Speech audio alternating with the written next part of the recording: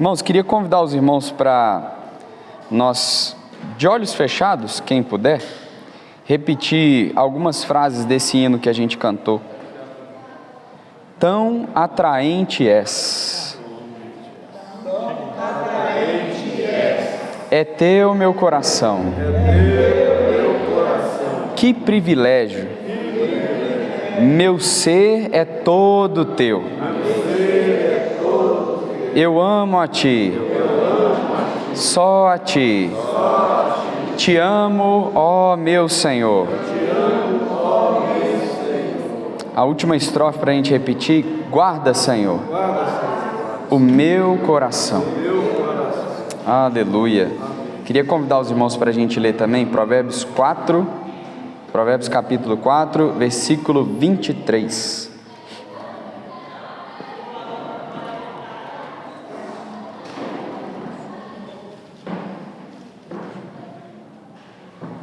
Amém, Senhor Jesus.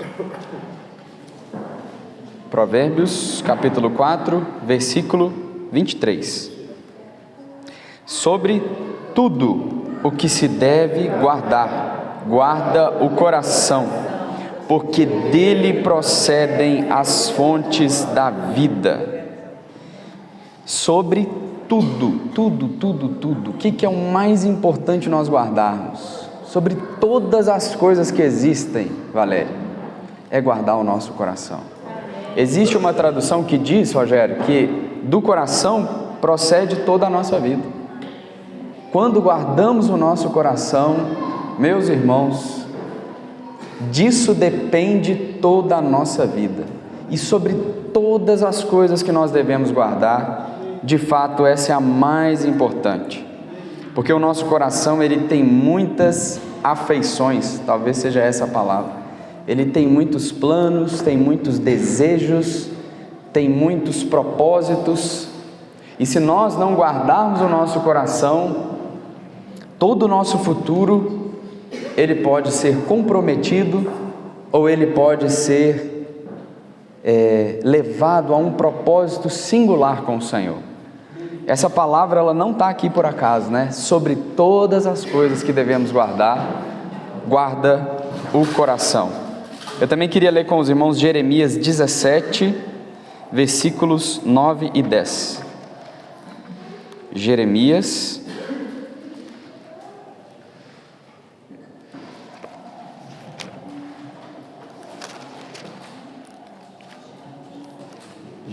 capítulo 17, versículo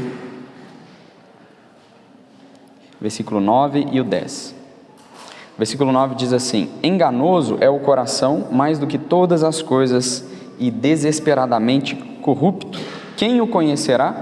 Versículo 10: eu, o Senhor, esquadrinho o coração, eu provo os pensamentos, e isto para dar a cada um segundo o seu proceder, segundo o fruto das suas ações. O que eu queria frisar aqui é o versículo 10 que diz: eu, o Senhor, esquadrinho o coração. Eu tive a oportunidade de conversar com uma irmã nessa semana, falando que o nosso coração, ele, quando o Senhor fala de esquadrinhar, é como se tivesse a possibilidade dele dividir o nosso coração, Mauricéia, em vários quadradinhos, assim, bem pequenininhos. Vários, sabe? Quando você pegasse essa mesa aqui, imagina que ela é o nosso coração. E você faz pequenos quadradinhos, bem pequenos. Cada quadradinho desse significa uma afeição do nosso coração. Significa um propósito do nosso coração, significa um desejo que nós temos. E é fato que muitas vezes, quando a luz do Senhor vem, e nessa semana foi o que aconteceu comigo, eu vi que o meu coração, ele ainda tem muitas coisas que não são o Senhor. Muitas coisas lícitas às vezes, né? Mas quando o Senhor, ele vem e esquadrinha, talvez uma boa parte seja tomada graças ao Senhor, porque isso é misericórdia do Senhor, é porque um dia a beleza, a glória do Senhor, ele teve essa misericórdia da minha vida de aparecer um dia para mim, e realmente, como alguns irmãos dizem, meu coração foi arrebatado até o Senhor, porque eu não teria capacidade de escolhê-lo, mas Ele me escolheu. Amém. E escolheu cada um de nós, e uma boa parte do meu coração foi tomada.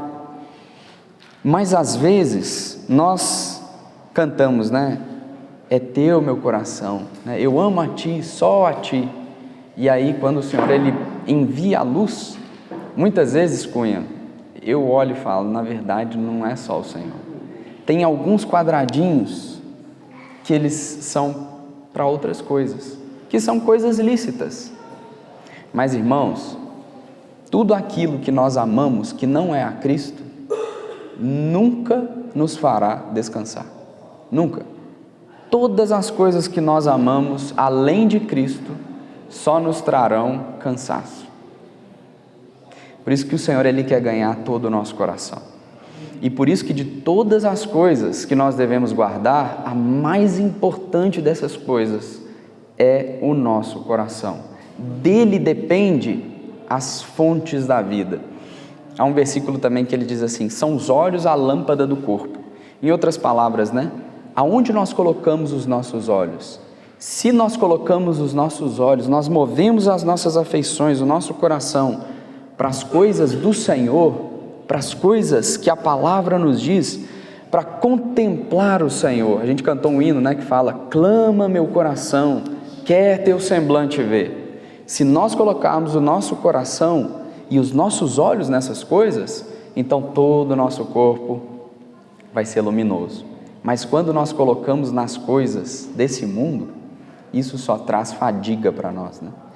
E nessa semana eu comecei lendo esses versículos, nós estamos lendo 1 Coríntios 10, porque embora não se use tanto essa palavra em 1 Coríntios 10, coração, mas é usada uma outra palavra em 1 Coríntios 10, algumas vezes, que é a palavra ídolo ou idolatria, e a palavra ídolo e idolatria está ligado ao nosso coração. Os ídolos são as coisas que roubam o nosso coração, que roubam as nossas afeições do Senhor, e são muito sutis, muito sutis. E na caminhada cristã, às vezes, depois de ter caminhado alguns anos, alguns meses, algumas décadas, pode ser que o nosso coração, que em algum momento foi cativado pelo Senhor, em algum momento, por algum motivo, esse coração se perdeu em algum tipo de ídolo. E nós vamos ver aqui que o apóstolo Paulo, ele fala sobre alguns desses ídolos, mas aleluia, porque o Senhor, quando Ele joga essa luz para nós, é para que nós guardemos o nosso coração, para que nós voltemos todo o nosso coração àquele que é digno das nossas afeições. O nosso viver, irmãos, é para amar o Senhor. O Senhor, Ele restaurou o nosso coração, nos deu um coração novo, é para nós amarmos ao Senhor. Toda a nossa vida foi feita para isso, coro. Queria ler com os irmãos então aqui os versículos de 1 Coríntios 10, vou começar aqui pelo 1 Coríntios 10, versículo 1. Ora, irmãos, não quero que ignoreis que nossos pais estiveram todos sob a nuvem e todos passaram pelo mar. Vou ler até o 14. Tendo sido todos batizados assim na nuvem como no mar, com respeito a Moisés. Todos eles comeram de um só manjar espiritual e beberam da mesma fonte espiritual, porque bebiam de uma pedra espiritual que os seguia, e a pedra era Cristo. Entretanto, Deus não se agradou da maioria deles, razão porque ficaram prostrados no deserto. Ora, estas coisas se tornaram exemplos para nós, a fim de que não cobicemos as coisas más, como eles cobiçaram. Não vos façais, pois, idólatras, como alguns deles, porquanto está escrito: o povo assentou-se para comer e beber, e levantou-se para divertir-se. E não pratiquemos imoralidade, como alguns deles fizeram, e caíram num só dia 23.000. Não ponhamos o Senhor à prova, como alguns deles já fizeram, e pereceram pelas mordeduras das serpentes. Nem murmureis, como alguns deles murmuraram, e foram destruídos pelo exterminador. Estas coisas lhes sobrevieram como exemplos e foram escritas para advertência nossa, de nós outros, sobre quem os fins dos séculos têm chegado. Aquele, pois, que pensa estar de pé ou em pé, veja que não caia. Não vos sobreveio tentação que não fosse humana, mas Deus é fiel e não permitirá que sejais tentados além das vossas forças.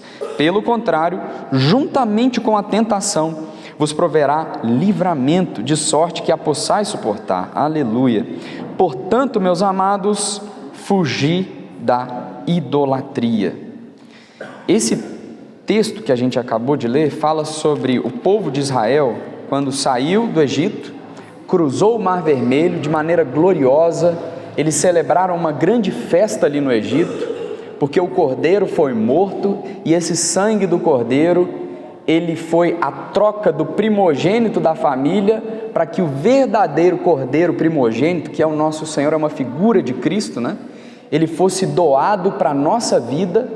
Eles atravessaram o Mar Vermelho, se livraram, Cora, da tirania, das dores e das angústias que Faraó impunha, e era duro sobre cada um daqueles que o Senhor tinha escolhido.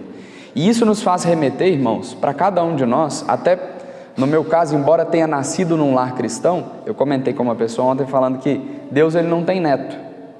Então não é porque o meu pai e a minha mãe são filhos de Deus que automaticamente eu já sou da família, sou neto de Deus, né? Deus só tem filho, né, Matilde? Só tem filho. Então a única maneira de entrar para a família de Deus é se tornando filho de Deus. Por isso que lá em 1 João fala: mas a todos quantos o receberam, deu-lhes o direito ou o poder de serem feitos filhos de Deus. E um dia, graças ao Senhor, um dia o Senhor me alcançou. E realmente, irmãos, essa figura do Egito, né, Ronaldo, ela é muito significativa, porque a gente no mundo, nós até pensávamos que tinha alguma alegria, pepinos, melões, essas coisas, mas a nossa vida era de um escravo, e o Senhor, com mão forte, Ele nos resgatou, Ele nos tirou do Egito, nos fez cruzar o Mar Vermelho, que é uma figura do batismo. Mas quando esse povo entrou ali para uma nova fase chamada deserto, a gente vê que eles cobiçaram as coisas más. Esse povo era um povo idólatra, e quando eu falo desse povo, ó, para quem que eu estou falando? Para mim, muitas vezes. É ou não é a nossa experiência? Muitas vezes. O deserto, ele expõe o nosso coração. Por isso que a gente leu esses versículos: eu, o Senhor, esquadrinho o coração.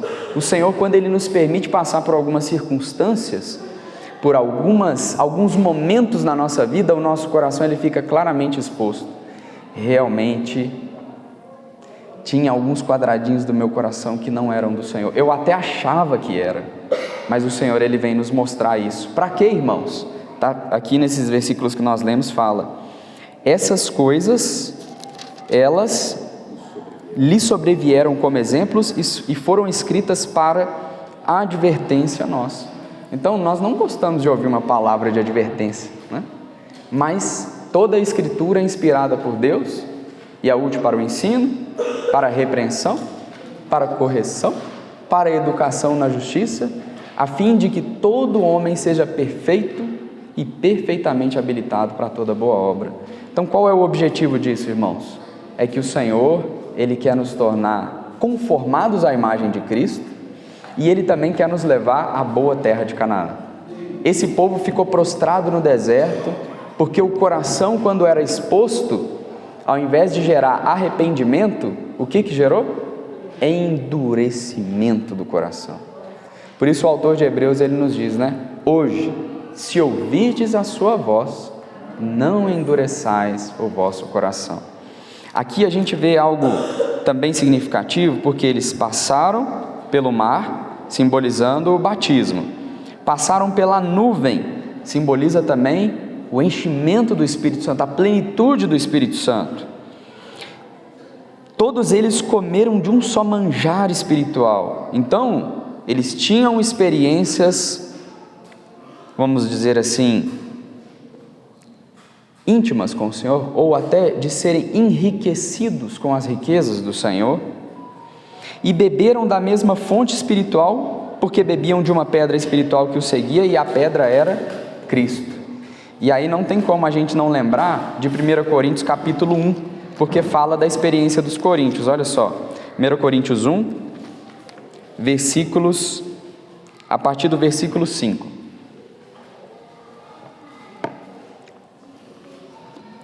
Porque em tudo fostes enriquecidos nele, em toda a palavra e em todo o conhecimento, assim como o testemunho de Cristo tem sido confirmado em vós, de maneira que não vos falte nenhum dom, aguardando vós a revelação de nosso Senhor Jesus Cristo.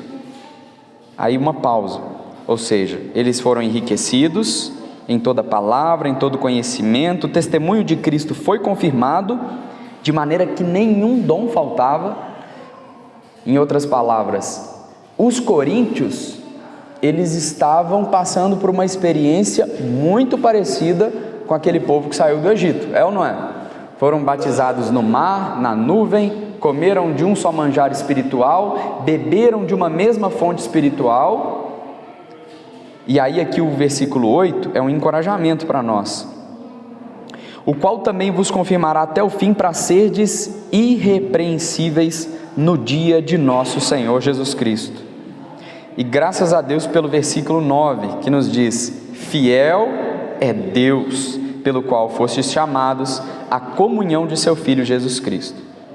Quando a gente lê esses versículos, nos dá uma esperança muito grande, e realmente a palavra de Deus ela é digna de inteira aceitação e de confiança, mostrando que Deus ele é fiel para nos tornar irrepreensíveis. Para nós é algo que é muito distante, porque o nosso coração, muitas vezes ele é exposto, embora o Senhor já nos livrou de muitos ídolos, é ou não é, Vânia? Se nós estamos aqui, só de nós estarmos aqui num sábado à noite é sinal que o Senhor já nos livrou de muitos ídolos. Não é? Poderíamos estar em quantos lugares, irmãos? Poderíamos estar fazendo tantas outras coisas, mas de alguma maneira, Valéria, o Senhor cativou o seu coração, cativou o meu coração, por isso nós estamos aqui. Mas o Senhor, até o dia de Jesus Cristo, sabe qual que é o desejo dele? Nos tornar irrepreensíveis. Lá em Romanos 8 também fala, a fim de que o preceito da lei se cumprisse em nós, que não andamos segundo a carne, mas segundo o Espírito. Veja, irmãos, a obra de Cristo não é apenas para nos tirar do Egito. O Senhor almeja que o preceito da lei se cumpra em nós também. Como vai acontecer isso? É porque Deus é fiel, é porque o Espírito Santo habita em nós, mas é porque também a palavra sonda o nosso coração. E quando ela vem e sonda, passa aquela sonda, a gente tem duas escolhas, como nós vimos. Ou a gente arrepende, ou a gente endurece o coração. São sempre essas duas escolhas. Mas hoje, irmãos, estamos aqui, como a gente cantou no final da reunião de domingo, né? Se o meu povo, que se chama pelo meu nome, se humilhar, orar e me buscar. Então, irmãos, esse arrependimento, muitas vezes não é um arrependimento foi o que o Senhor, inclusive, colocou no meu coração durante a semana. Não é um arrependimento simplesmente por um pecado que eu cometi pontual, mas é pelas afeições do meu coração que muitas vezes estão direcionadas para planos, projetos, desejos, em que muitas vezes o Senhor não é considerado, e coisas lícitas, e nós vamos ver quais são essas coisas. A primeira delas aqui, em 1 Coríntios 10, no versículo 7, fala assim: não vos façais, pois, idólatras, como alguns deles, porquanto está escrito, o povo assentou-se para comer e beber, e levantou-se para divertir-se. O primeiro ídolo que o Senhor mostrou claramente que está no meu coração, muitas vezes chama-se bem-estar. E muitas vezes nós só descobrimos que esse é um ídolo no nosso coração quando esse bem-estar ele é tirado. Porque qual que é a característica do deserto? Não tem mais o que tinha antes lá no Egito, né? Então o deserto ele mostra. Tirou o bem-estar? Aí a gente, peraí, eu valorizava mais o bem-estar do que a Deus. Às vezes com a boca a gente não proclama algo para Deus, mas o nosso coração fala: poxa Deus, achei que podia confiar em você nesse ponto aqui, você tirou algo que eu valorizava tanto. São muitas coisas que nos dão bem-estar e são coisas lícitas, irmãos. E Deus, Ele tem prazer em dar boas dádivas aos seus filhos, mas às vezes o nosso coração, ele está mais firmado no bem-estar que Deus pode me dar do que no Deus do bem-estar. É ou não é? Segundo item que está no nosso coração: e não pratiquemos imoralidade, como alguns deles o fizeram e caíram num só dia 23.000. Essa imoralidade está muito ligado ao desejo de uma relação íntima, o que é lícito. Deus nos criou com sentimentos, com desejos, isso não é pecado, se feito dentro do casamento. Mas quantas são as pessoas que estragam uma relação de anos por causa de um momento, ou às vezes, quantas são aquelas que não querem o Senhor porque vão ter que abandonar uma vida imoral. Hoje o mundo vive uma grande imoralidade. Irmãos, e não pensemos nós que hoje, se o Senhor nos deu a misericórdia de estarmos aqui, daqui a alguns anos, isso não possa entrar no nosso coração, porque Davi, que é chamado o homem segundo o coração de Deus, um dia, andando pelo palácio,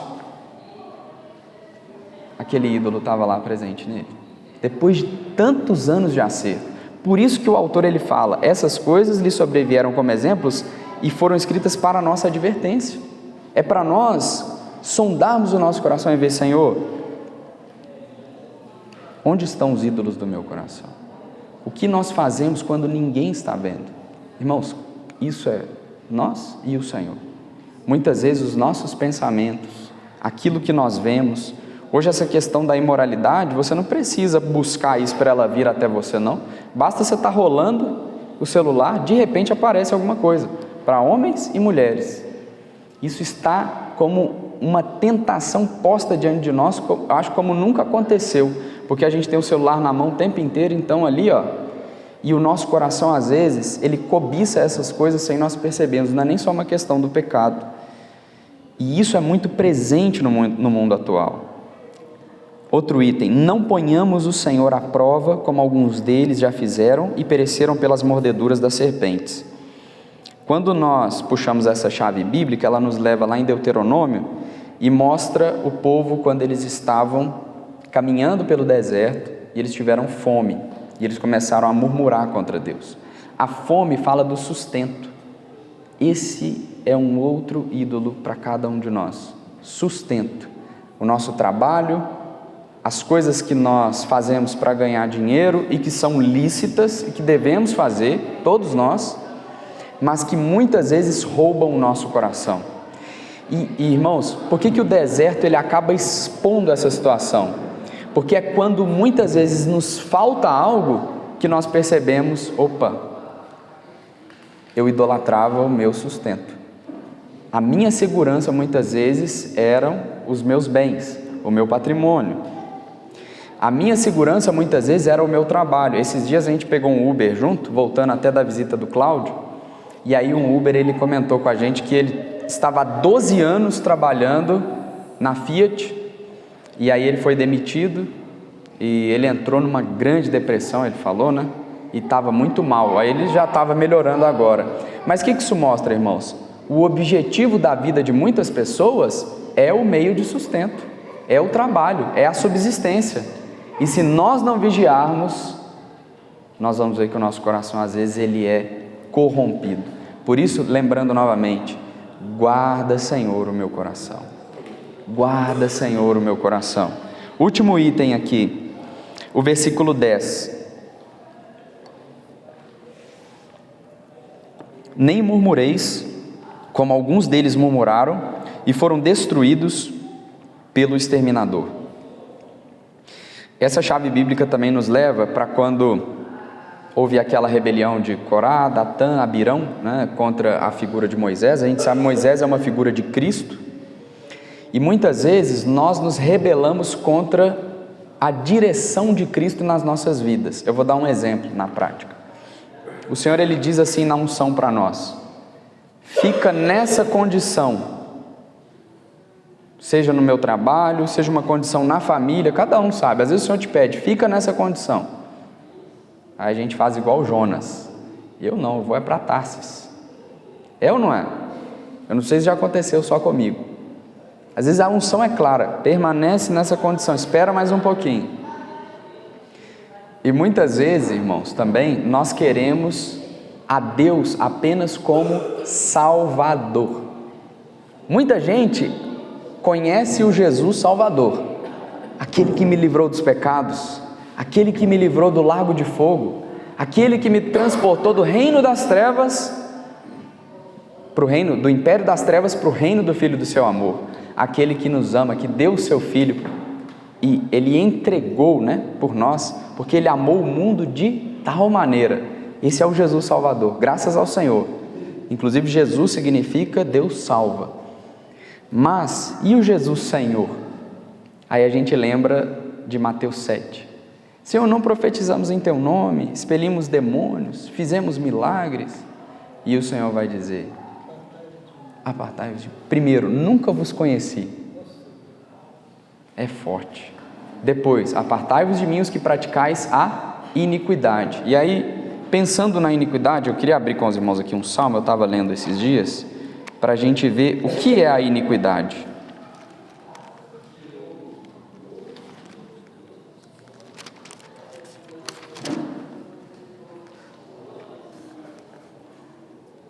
O Salmo 31, versículo...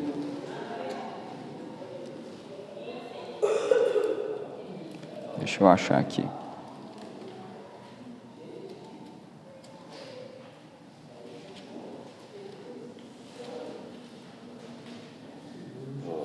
Oh, Senhor Jesus.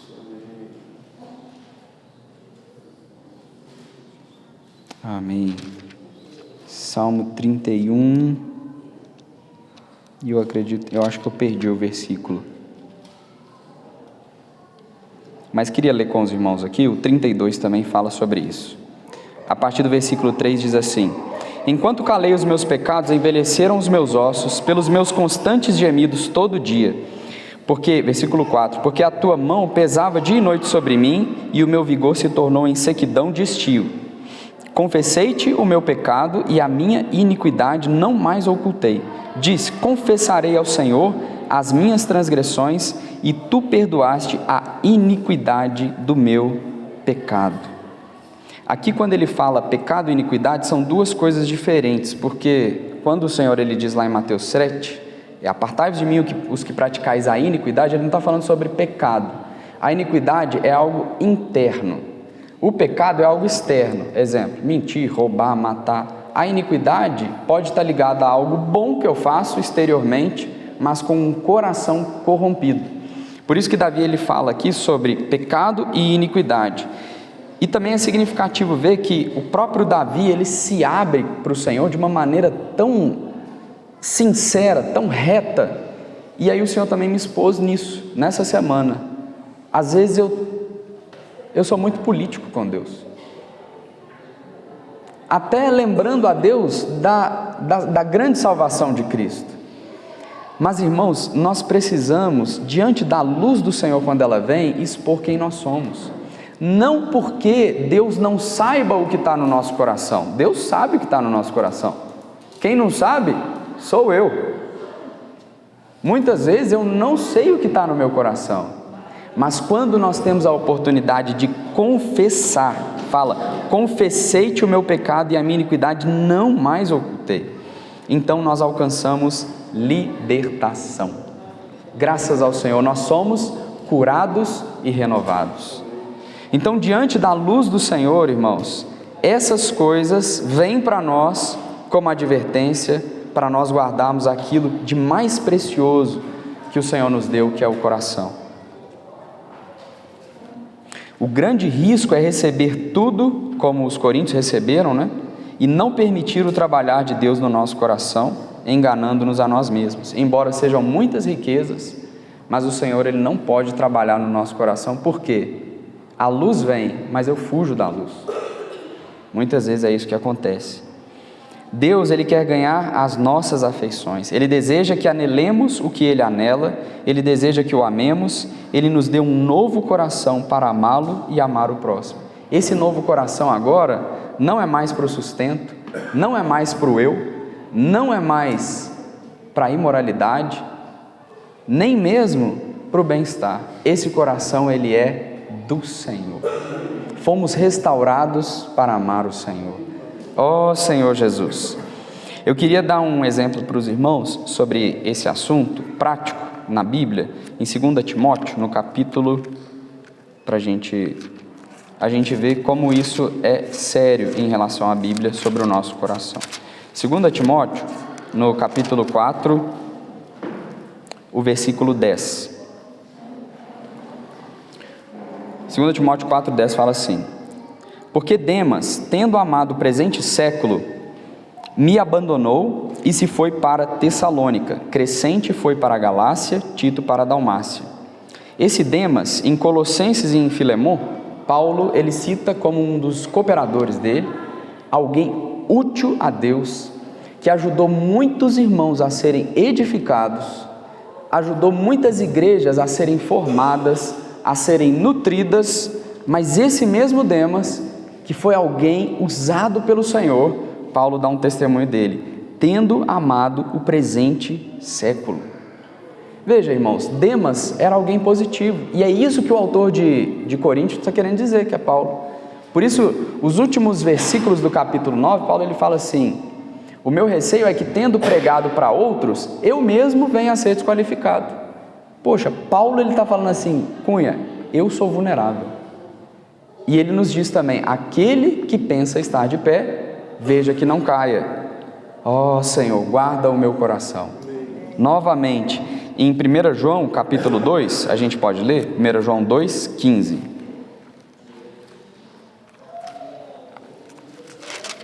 1 João capítulo 2, versículo 15, diz assim: filhinhos, não ameis o mundo, nem as coisas que há no mundo. Se alguém amar o mundo, o amor do Pai não está nele. Aí o 16 fala sobre esses itens que a gente acabou de comentar, porque tudo que há no mundo, a concupiscência da carne, a imoralidade, as coisas da carne, do pecado, a concupiscência dos olhos, a cobiça, a soberba da vida, né? Esse último item que a gente comentou, muitas vezes nós não percebemos, mas está em nós, não procede do Pai, mas procede do mundo. E aí, pensando sobre esse versículo, né? Se alguém amar o mundo, o amor do Pai não está nele. Uma pergunta: você e eu queremos o amor do Pai habitando em nós? O amor do Pai, ele não vai ficar onde tem amor do mundo.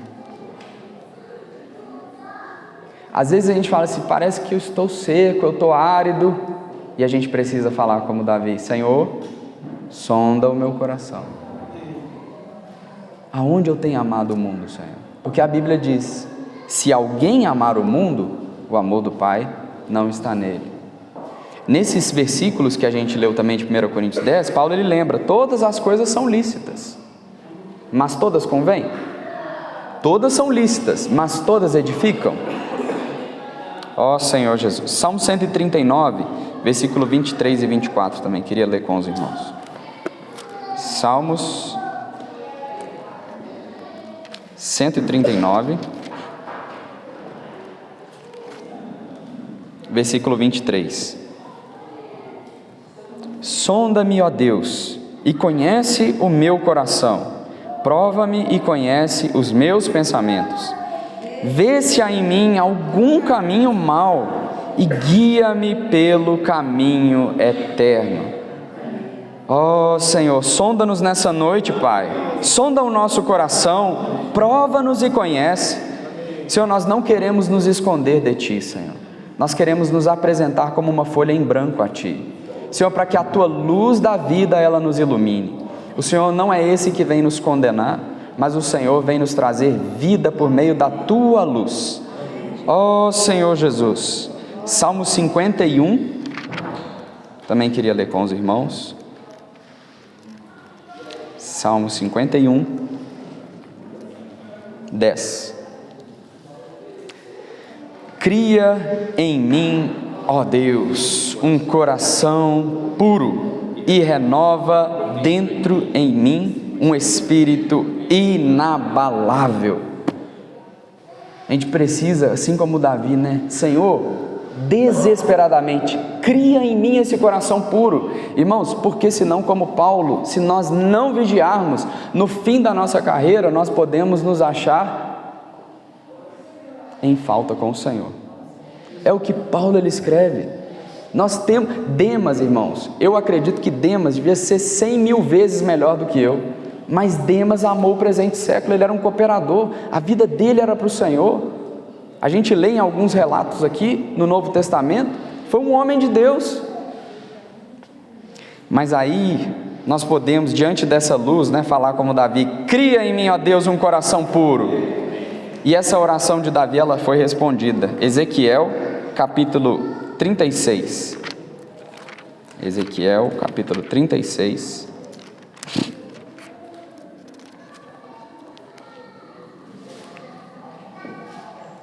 Ezequiel, capítulo 36, versículo 25 até o 28. Eu vou ler aqui para os irmãos. Então aspergirei água pura sobre vós, e ficareis purificados. De todas as vossas imundícias e de todos os vossos ídolos vos purificarei. 26. Dar-vos-ei coração novo. A gente não falou? Cria em mim, ó Deus, um coração. Aqui o Senhor nos diz: dar-vos-ei um coração novo, e porei dentro de vós espírito novo. Tirarei de vós o coração de pedra, e vos darei coração de carne. Porei dentro de vós o meu espírito, e farei que andeis nos meus estatutos, guardeis os meus juízos e os observeis. Habitareis na terra que eu dei a vossos pais, vós sereis o meu povo, e eu serei o vosso Deus. Aleluia, que promessa gloriosa! O Senhor já nos deu esse novo coração. O que a gente precisa agora é dirigir as afeições desse novo coração para o Senhor. E o que faz com que esse novo coração ele seja purificado? Aqui no versículo 25 fala: então aspergirei água pura sobre vós. Essa água pura, irmãos, graças ao Senhor, o Senhor nos deu o Espírito que habita em nós, mas Ele também nos deu a palavra, que é essa água pura. Amém. Quando nós expomos o nosso coração diante da palavra, com sinceridade, essa água ela começa a nos lavar. Uma vez o irmão ele disse algo precioso, ele disse: ou você lê as Escrituras e ela te muda, ou você vai ler as Escrituras e muda ela, e muda a própria Escritura, né? Ou as Escrituras nos mudam, ou nós vamos mudar a própria palavra. Então, irmãos, vamos permitir que essa palavra ela entre em nós e nos lave por completo. João 17, vou só citar: santifica-os na verdade, a tua palavra é a verdade. Efésios também 5:26, para que a santificasse pela lavagem de água pela palavra, para apresentar a si mesmo igreja gloriosa. O Senhor está nos santificando por meio da palavra de Deus. E essa palavra é a palavra que Deus ele nos revela na comunhão íntima com Ele. Igreja gloriosa, sem mácula, nem ruga, nem coisa semelhante alguma, porém santa e sem defeito. Hebreus 4:12, já estamos concluindo, irmãos. Hebreus 4:12 e 13, só queria ler aqui também, junto com vocês.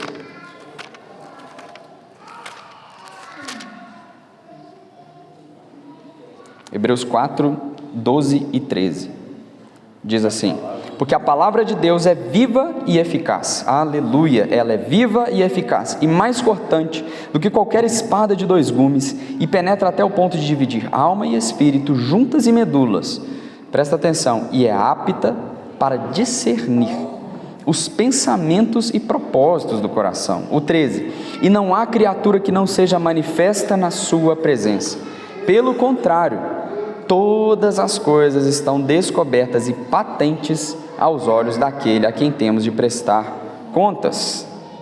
Graças a Deus pela palavra. É só ela que nos dá a capacidade de sabermos o que está no nosso coração. O salmista ele também diz: Senhor, absolve-me das faltas que me são ocultas.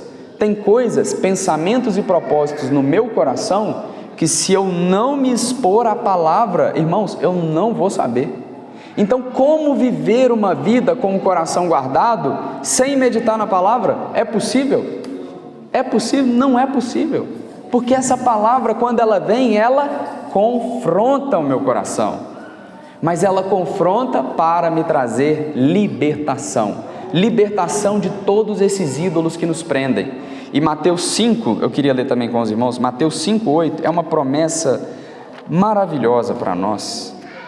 Ó Senhor Jesus, o Senhor quer nos levar, irmãos, à boa terra de Canaã. Ele não quer que a gente permaneça no deserto.